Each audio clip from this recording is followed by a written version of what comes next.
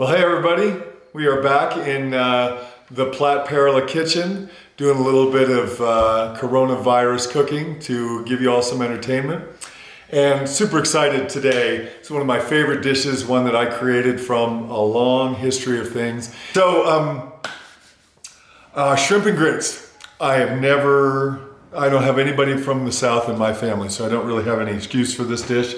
But I'm always paying attention to the cooking that's going around and the eating that I get to do. And I got to work at the Coastal Kitchen, which was a restaurant up in Seattle, and they gave me my start. And this dish was kind of riffing off of I can't even remember what they called it, but somehow I knew it had shrimp and a creamy sauce and some Old Bay in it.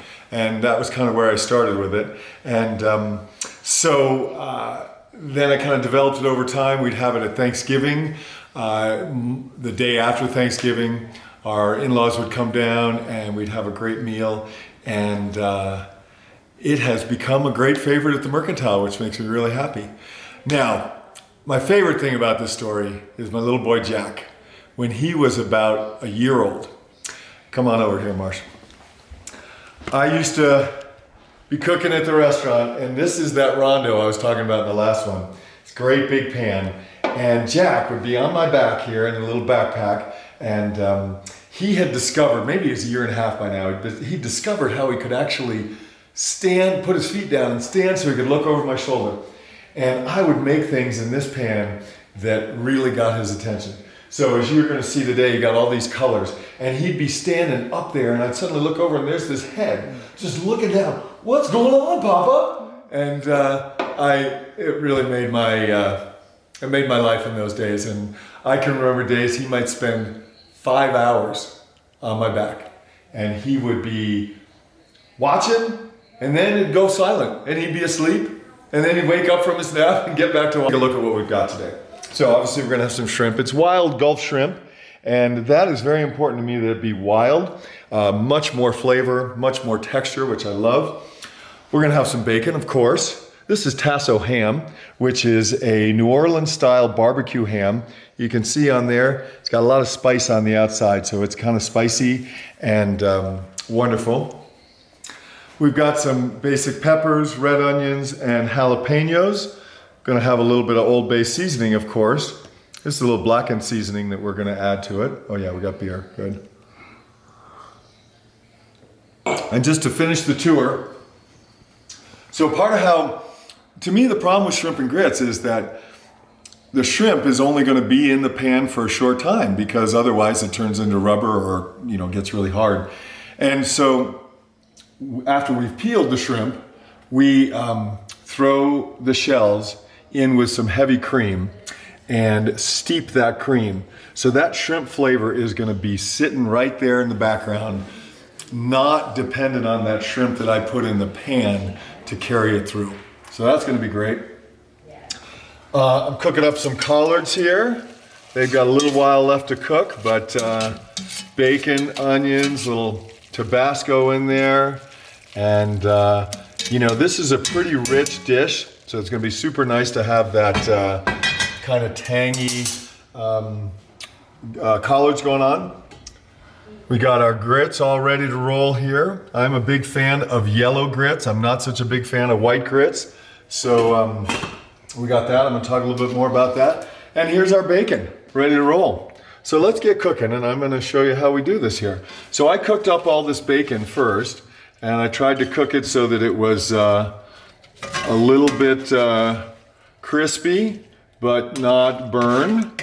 But I don't really like the raw bacon look in there. So we got that going on. And we're gonna want not all of that grease in there. There was a time that I experimented with all that grease, but some people got smart and told me, hey John, that might just be a little too much. My friend Liesel was one of those people. All right, so I'm gonna just pour all that off. Got bacon into there. Fill this baby up. Put grease into there. Enough to do a little cooking. All right. Bacon fat. And all this is going to go in. Jalapenos, I leave them with the seeds in there because I'm trying to get a little bit of spice in this dish. Nice red onions that give it a little bit more color. And our peppers, we do 2 colors of peppers. So again, okay, so picture Jack. This is the moment when he suddenly looks over my shoulder and is like, what? Look how beautiful that is. And he's not the most adventurous eater, but he sure knows what good looking food looks like. All right.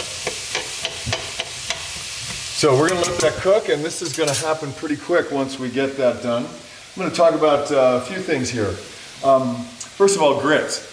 I do not know if this is true, but I have been told this, and it's kind of meaningful to me. Now, in Italy, grits are polenta, and in this country, we're calling them grits. And I like this story that go back, way back in time down south. You're gonna go to the mill, and they're gonna grind all this corn, and you've got this big set of stones that are turning around like this. And what they're doing is they are making some nice fine ground cornmeal, and out around the edges is all the stuff that didn't get ground so fine. And that's really what grits are about. It's the coarse ground meal. And as I've been told, that was left for, in the case of the South, the slaves. So they got what was considered the secondary grain, and so up in the plantation house, they were eating the smooth cornmeal, and as we all eventually discovered, the grits were the best part, because what you're gonna get is that grittiness, a little bit of texture in there that is gonna be great with this, this meal. So there we are. Keep them kind of simple. Make sure there's some salt in there. That's gonna be great. Okay, we got this cooking up.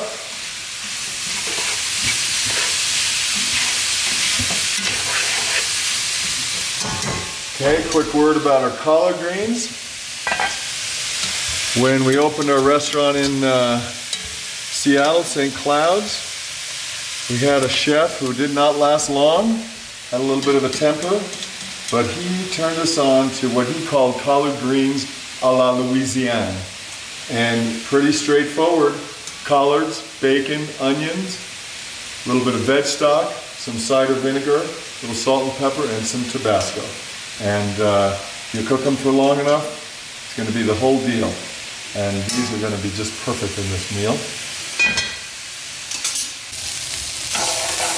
All right, so I like to keep these from getting too cooked to death, so that you still got some color and you still got some texture. Okay, so now I'm going to put this tasso ham in there, and the bacon. And this pan is going to be just barely big enough, I think. We're going to be having an exciting little time right here. Kind of need that rondo. All right, so I'm going to let that kind of get warmed up. Put my Old Bay into this goodness.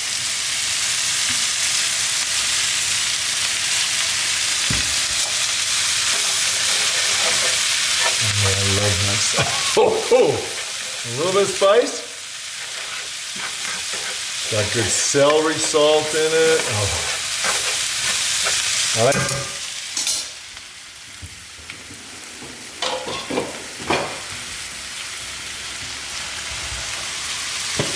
All right, so this cream, smells so shrimpy. That is what you want. All right.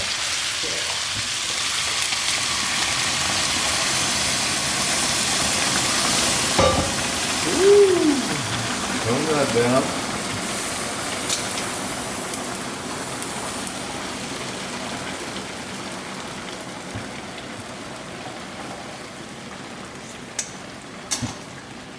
clearly I'm going to end up needing to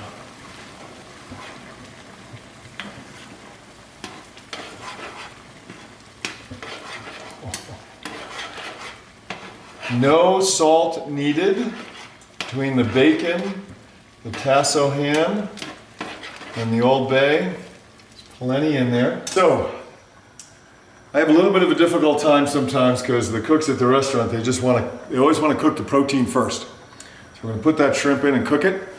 And then you're going to add this sauce, which normally in the restaurant would be cold. We just add it to the pan.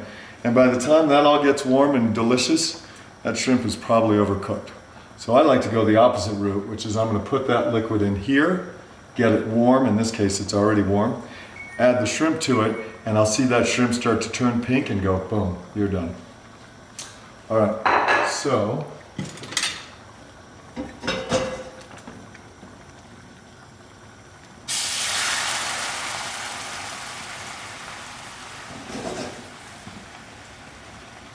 Marsh, it's gonna make a nice lunch for us. Oh, looks great. All right, put a good handful of shrimp into that. That ought to be about right. Again, there's a lot of other things going on in here, so you don't need to bury it in shrimp. Put a little bit of blackening seasoning in there just to give it a little bit of kick. Have another sip of beer.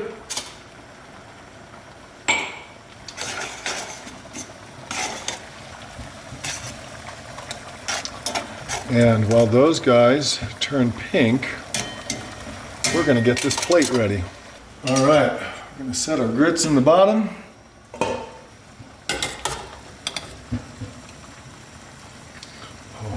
yeah, look at that.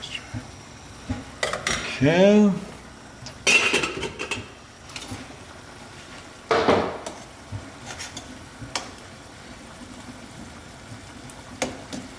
Turning over those shrimp.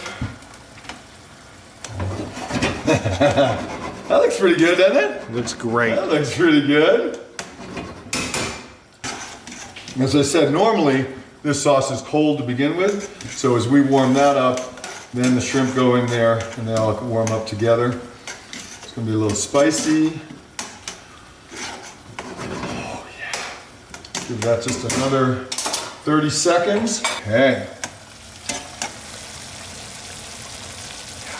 That looks good with that light on it. All right, so I'm gonna bring my grits over here. Get some of this stuff out of the way. All right, so this is gonna go right over the top.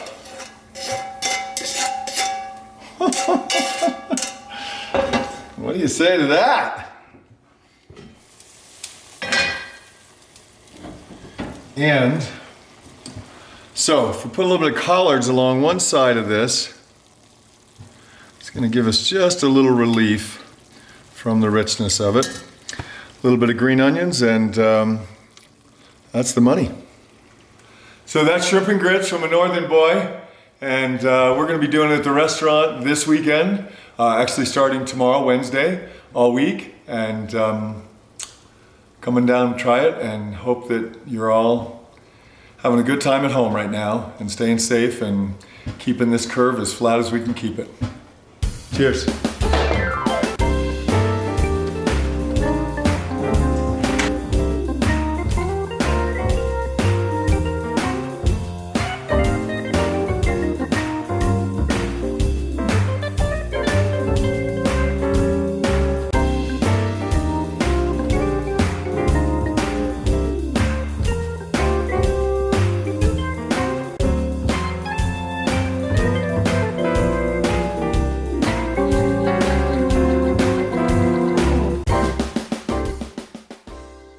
What's going on, Papa?